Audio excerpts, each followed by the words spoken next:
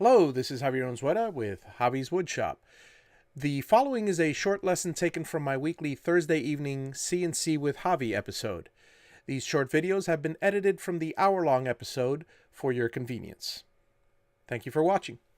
Let's start designing our captain's wheel. Center wheel will make it 1 inch thick. Again, I'm just choosing random numbers here, and we can adjust them as we go. So 1 inch diameter hole at 5 inches, and that's the important part. Make sure the center point is the center, because if you're going to flip the piece over, you want both sides to match. I chose the exact center of this particular board, which is 510, and that's what I'm going to base all my measurements on.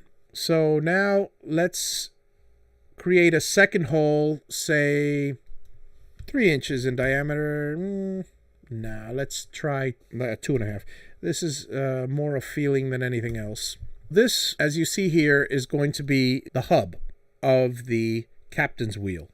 Soon you'll see it. You know what? Upon second thought, I will make it 2 inches. Now we're going to create another one, same center point, 510, and we're going to create it, say, 8 inches in diameter. And another one just below that, say 7 inches in diameter. So there's our outer wheel. Now comes the fun part. We're going to make, and for those of you who are not nautically challenged as I am, I'm going to call them spokes. I know there's some fancy term like Bolson or handle, or feel free to let me know what it actually is. Imagine if you're looking from the top of the wheel. You're looking at an outside cylinder and an inside cylinder, the hub on the inside and the round on the outside. In fact, I'll pause here to do a couple tool paths so you can see what it actually looks like. We're going to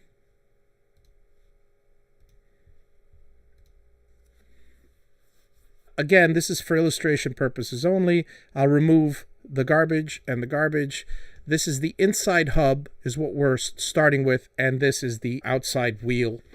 There are going to be spokes here and handles here, and let us begin. What do you guys think, 6 or 8? Let's go for 6. I think 6 is good.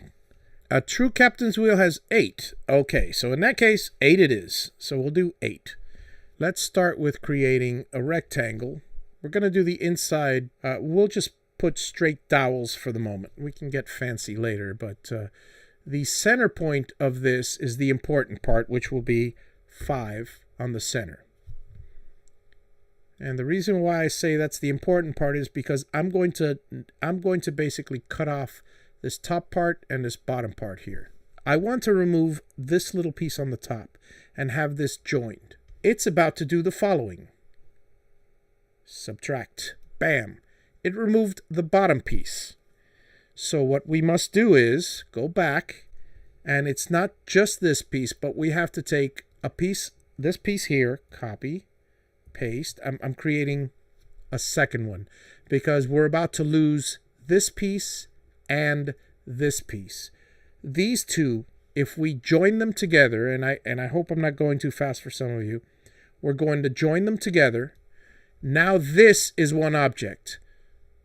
So if I say take this minus this piece, it's not going to subtract the inside because it's not going to think this square minus this circle. It's going to think this square minus this cylinder thing.